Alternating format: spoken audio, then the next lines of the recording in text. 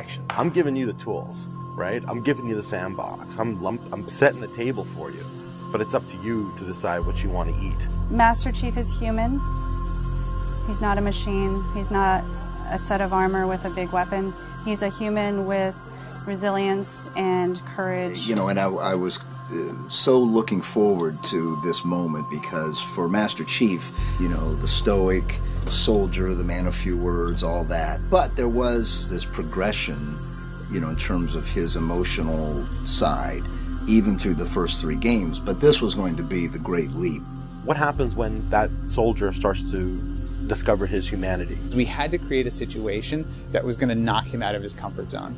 The Master Chief has settled into this comfort zone of being the hero. You know, it's interesting. Early on, we talked about the hero's journey, and like, how do you have a hero's journey when he's already a hero? What are the sacrifices that you need to make in order to preserve something as precious as humanity? The journey is the important part. The growth is the important part.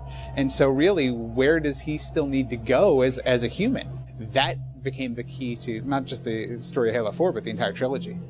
We're really examining what sort of burdens a Guardian carries. In a lot of ways, the story that we're telling with Halo 4 is about putting Chief in circumstances where he's forced to change. He's forced to take stock of himself. In a way, Chief is a Guardian. Cortana is Chief's Guardian. The Forerunners were the Guardians of their own universe, and they might have to make a decision that not everyone is going to agree with and that some people might condemn.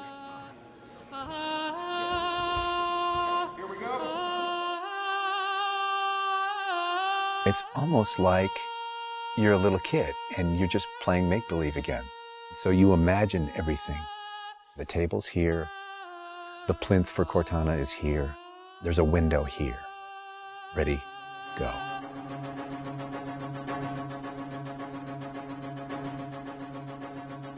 How can we immerse the player even more in this world that we've built around them? I'm not doing this for mankind. How can we have Chief have to deal with his own humanity? Everything had to be predicated by what the character needs were and what direction the characters needed to go in. The art direction specifically for Halo 4 isn't about creating an emotional tone for Halo 4, it's about creating an emotional tone for every single moment and experience that the player needs to understand. Similar to what we said is that, you know, we build what we need to see. We can't look too far this way, it starts to fall apart. But back in here, things are looking good. Film is like, I'm going to create something and it's going to be awesome and I'm going to polish it and I'm going to own it, but I'm going to share it with you, which is very different than game storytelling, which is I'm going to give you all the tools, I'm going to give you all the possibilities, and it's up to you to discover it. Answering questions and answering the directions that the narrative had already taken defined the path forward for us as we started to tell the story. We're always telling these huge, big stories. We've got Infinity, it's the biggest ship that has ever been launched. We've got Requiem, which is like the biggest Forerunner artifact we've ever found. But in the middle of all of that, we've got this very small personal story between Master Chief and Cortana. You tell a story with every detail that you put into a game. Immersion is really what allows somebody to believe your universe and also to become emotionally caught up in your universe. Ready to get back to work? I thought you'd never ask. How do we make sure the sights and the sounds and the things that they're feeling as a player inhabiting that suit really comes through more clearly? And you know, technology has allowed us to do that with much higher fidelity than back in the CE days. Okay, so those are definitely bigger ones. Yeah, those start to get. Just because we've got more people. Let's roll video. Yeah. So this will be just video and audio only, no face, no mocap.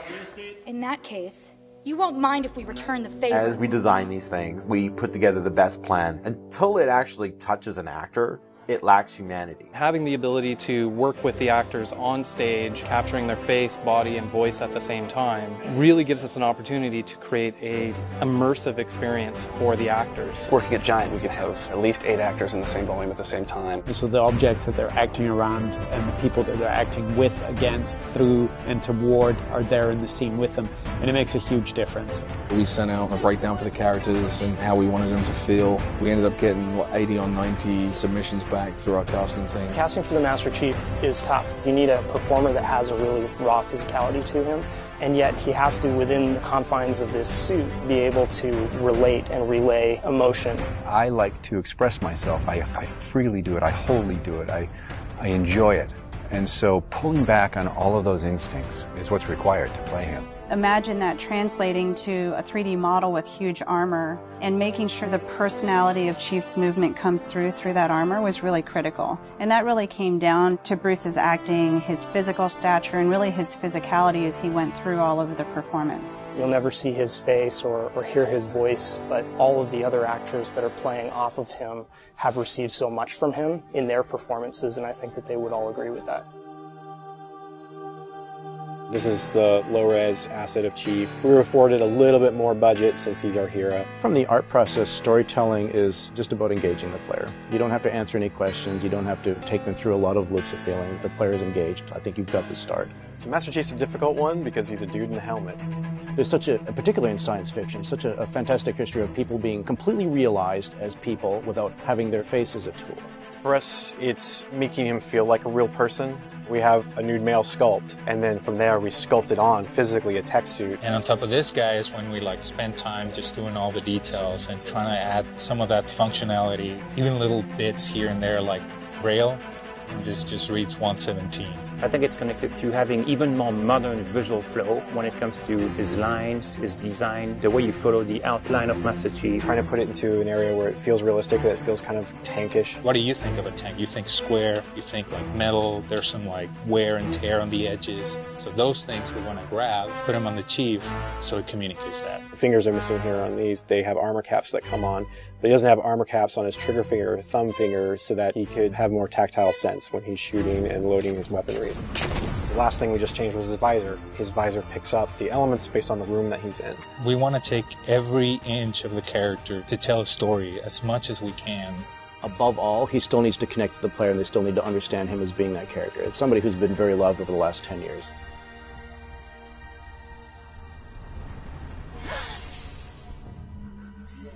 The irony here, right, is that we have a character who's not human at all in Cortana. I was put into service 8 years ago. She is the most human character that we have in the story. Right? She's struggling with her own mortality. AIs deteriorate after 7, Chief. That's something that everybody struggles with. That's the most, human it gets. If we can just get back to Earth and find Halsey, she can fix this.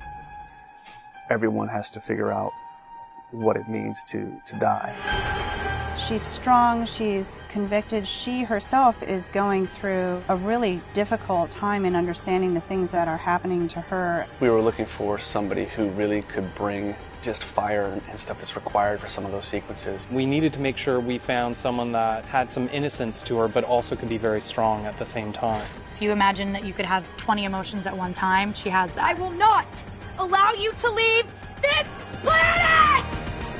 She's really the heart of the game and the heart of Master Chief, and explains what's going on and why it's a problem. I didn't mean to.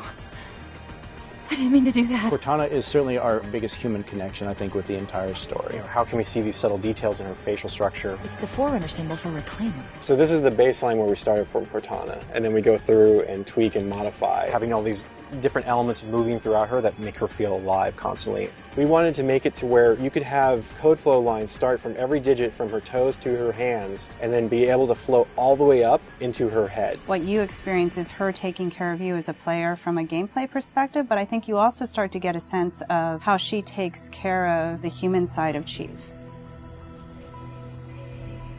Wake me when you need me. They spotted us. Bringing Jen and Steve in and having them layer their voices over the character performances in the cinematics, that just brought the whole experience together. You look at just the number of lines that the Chief has had over the course of the franchise, and it's not a lot. How much firepower would you need?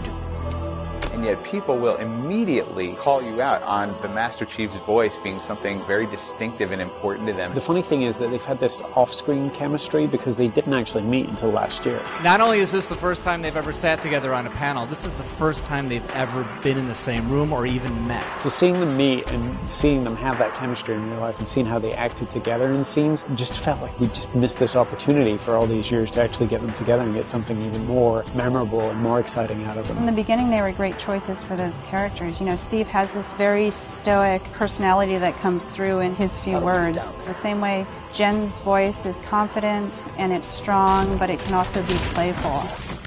You do know you don't have to wait until the last minute just to impress me, right? In many ways, Halo 4 is the first act. We want a player to be able to ask themselves what it is to be a hero. Is the sacrifice worth it? I often think of him as like Atlas, you know, like he's got the weight of the world on his shoulders all the time. Chief and Cortana are the same person, but she has always been the reflection of his humanity.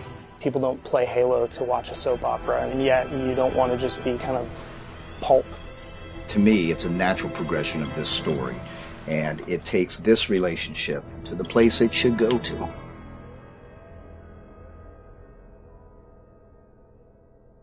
Don't make a girl a promise you can't keep.